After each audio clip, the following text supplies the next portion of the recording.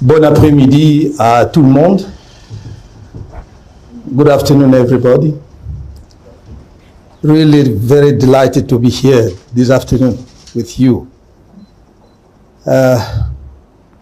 In a particular session, to some extent, we are building history of our country because this is the very first time a political leader will go and meet the entrepreneurs. And I'm very happy that you were able to give me this opportunity to talk to you on my vision, not all aspects of my program, but at least more especially some few ideas I have in the field of technological enterprises, technological business, and technological future of our country. Although I have some small experience in the field of enterprises, creation of enterprises, because in another life, I managed to create Brain Trust Consulting, which was a law firm, and it was killed by what you know. And I was amongst those who created in 1994, I guess, or some years after, the newspaper called Mutation. But I come here with humility to learn from you. Although I have some ideas of what can be done in your own field, I'm convinced that you know far better than me what are the obstacles, the difficulties, and what are the possible solutions to those difficulties. I want to finalize, to fine-tune my program with your input. That's why I'm here to learn from you. It will be a give and take session. So please, feel free. My speech will be very short because I would like to give the floor to everybody in the room to share with me his own preoccupations, vision, and possible solution on this matter. Je viens ici, disais-je, avec beaucoup d'humilité parce que bien que je sois passionné de ce qui touche à la technologie et aux entreprises du secteur technologique, je suis conscient de mes limites en la matière, quelle que soit ma curiosité. Et vous qui êtes sur le terrain, vous êtes infiniment mieux placés pour partager avec moi, avec nous ici, vos difficultés et surtout vos attentes. Qu'est-ce que nous pouvons faire pour que le secteur technologique soit demain un des secteurs moteurs de l'économie camerounaise? Nous avons certes beaucoup de ressources dans notre pays, de ressources naturelles. Mais nous sommes tous très conscients qu'aujourd'hui, au XXIe siècle, rares sont les pays qui fondent leur développement uniquement sur les ressources, l'exploitation des ressources naturelles. Parce que, d'abord, ce sont des entreprises qui nécessitent de très forts niveaux de capitalisation. Deuxièmement, parce que la compétition est également rude dans ces secteurs puisque beaucoup de pays, en tout cas un certain nombre de pays importants, ont également les ressources que nous avons. Quand nous parlons du minerai de fer, nous ne sommes pas les premiers en Afrique, loin s'en faut. Par exemple, la Guinée est de loin devant nous et on pourrait citer d'autres pays. Quand nous parlons de pétrole, nous ne sommes qu'un petit producteur. Même si nous n'avons pas les chiffres officiels, je peux vous assurer que des pays comme l'Angola, des pays, je ne parle même pas du Nigeria et autres, seront toujours devant nous parce que nous avons une idée de leurs réserves. Donc c'est en réalité le secteur technologique qui va, à mon sens, dans les années à venir, dans les décennies à venir, être vraiment le levier de développement dans les pays qui ont su préparer la révolution technologique.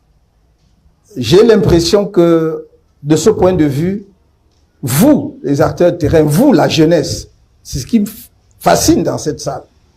C'est une salle de jeunes.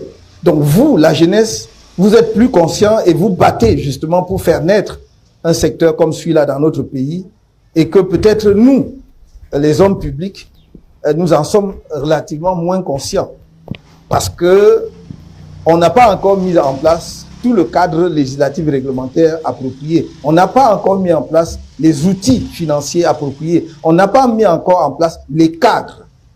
Par exemple, les incubateurs d'entreprises. Par exemple, j'allais dire un marché camerounais local d'échange entre les entreprises du secteur technologique et les possibilités de financement. J'ai vu ça au Kenya, j'ai vu cela dans quelques autres pays, mais cela tarde à être mis en place chez nous. On peut faire des choses ponctuelles, mais ça ne sert pas de politique. Ça ne peut pas remplacer une politique qui implique une vision à long terme. Et ce que j'aimerais partager avec vous, c'est vraiment ma conviction dans le fait que ce n'est pas en dehors, mais en plus de nos ressources naturelles, le développement du secteur technologique est celui qui va non seulement donner vraiment de l'élan à notre économie, mais nous mettre à l'abri de beaucoup de choses. Quand on parle du secteur technologique, le spectre est aujourd'hui tellement large. Les aspects qui sont concernés que un pays conscient, un pays ambitieux ne peut pas ne pas consacrer les moyens nécessaires au développement de ce secteur. Je ne toucherai pas ici à un domaine hypersensible, qui est le secteur de la défense, qui est une de mes préoccupations majeures, où la technologie est essentielle et les divers conflits armés le montrent aujourd'hui. Donc, je voudrais à cet égard attirer votre attention sur 2 ou 3 points. Le fait que pour nous, développer le secteur technologique suppose la mise en place, et cela fait le lien avec une précédente réunion que j'ai eue avec les enseignants, des cursus, des filières de formation conséquentes. On peut, par talent naturel, par don naturel, essayer, comme nous le voyons dans nos quartiers, de mettre au point ci ou ça.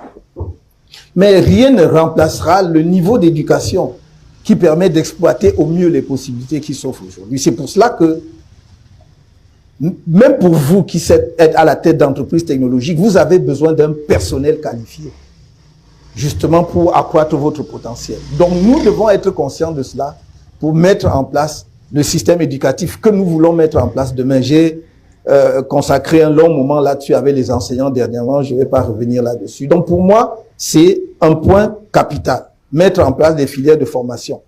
Non seulement pour que vous ayez des partenaires, des employés qualifiés, mais pour qu'eux-mêmes prennent la mesure de l'importance de la technologie dans les mutations sociales et économiques qui sont devant nous. Donc la formation. La deuxième chose, c'est l'encadrement. L'État doit faire sa part. Voyez-vous, les pouvoirs publics, par exemple, prennent des risques dans certains domaines en mettant de l'argent. On va prendre un risque en disant, bon voilà, on va mettre en place une ligne de financement pour booster, par exemple, la filière tubercule, booster la production du maïs, booster la production de cacao. Pourquoi on ne met pas en place des outils pour booster la créativité technologique? Pourquoi on ne parie pas sur les entreprises technologiques qui pourraient justement non seulement nous put Cameroon on the map, c'est-à-dire lorsque vous avez un succès technologique, ça met directement le pays sur la carte du monde. Vous voyez, bon, pour que le Cameroun se singularise dans la production agricole, il faut battre tous les grands pays de production agricole. Si vous voulez faire du maïs, il faut battre le Zimbabwe, il faut battre le Brésil, il faut battre je ne sais pas combien de pays. Mais si vous avez une entreprise de la tech qui marche au Cameroun, si vous créez un réseau social camerounais comme Dikalo, je ne sais pas si son président, son directeur est là, mais j'ai parlé de lui depuis 2018 déjà parce que je suivais cela, ça m'a toujours intéressé. Ou bien si vous mettez en place d'autres entreprises du secteur technologique qui marchent, j'ai vu qu'il y avait des jeunes Camerounais qui étaient parmi les premiers dans la fabrication des drones, dans le montage des drones ici. tout de suite, ça fait la différence sur la scène internationale, mais également sur la rentabilité économique. Donc, la deuxième chose, c'est que l'État doit prendre vraiment, et ça, c'est notre engagement personnel, le taureau par les cornes, de deux manières. Premièrement, sur le financement.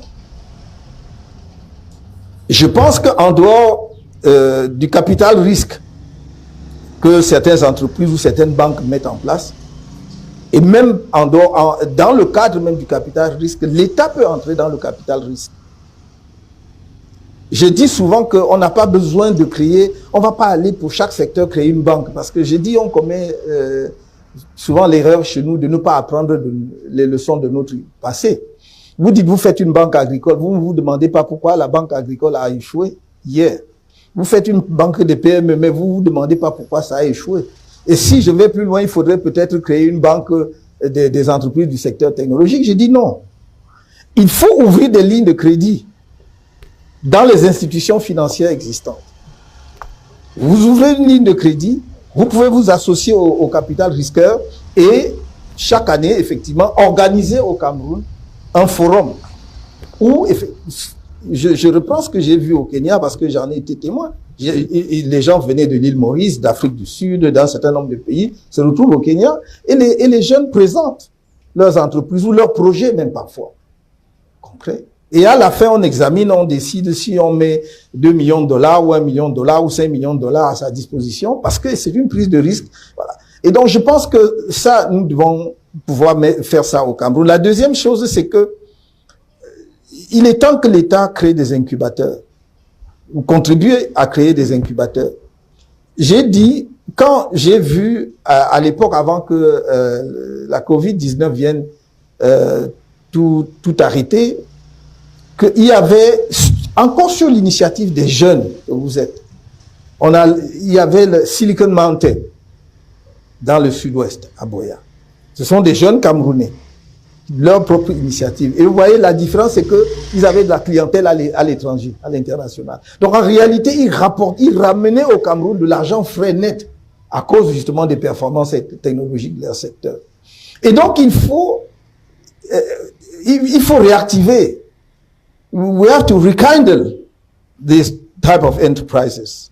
Il faut réactiver et accompagner et ne plus laisser simplement que les jeunes se débrouillent tout seuls, mais dire comment accompagner, c'est pas nécessairement tout le temps mettre de l'argent. Quand j'entends par incubateur, entre autres aussi, les cadres, j'ai toujours dit, et je soutiens aujourd'hui encore l'idée, que si dans un certain nombre de grandes localités camerounaises, à Douala, à Yaoundé, peut-être dans un certain nombre de capitales régionales, vous arrivez à mettre en place des incubateurs, des lieux où les jeunes peuvent venir, avoir un accès gratuit au débit à Internet, où ils ont l'électricité, l'eau, ils n'ont aucun loyer à payer, mais chacun sait que il est admis là avec un projet qui est en gestation et qu'il a 6 mois ou 1 an, dépendamment du projet, pour être au point.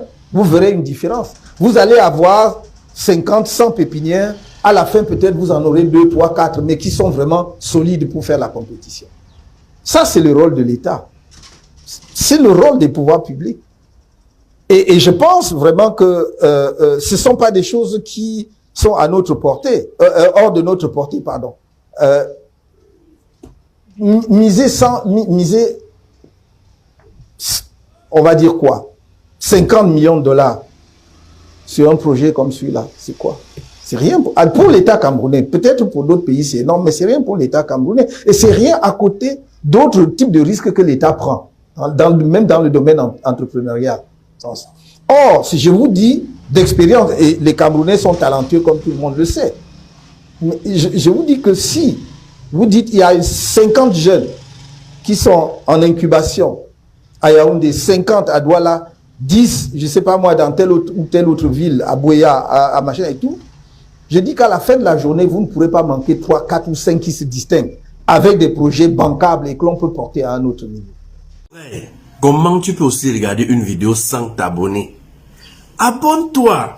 Surtout clique sur la cloche de notification. Ça, c'est la page de Buzz. Si tu veux être au courant des buzz et toutes les actualités au 237, abonne-toi et clique sur la cloche de notification. partage aussi pour m'encourager. Surtout, si tu as quelque chose à dire, papa, lâche un commentaire.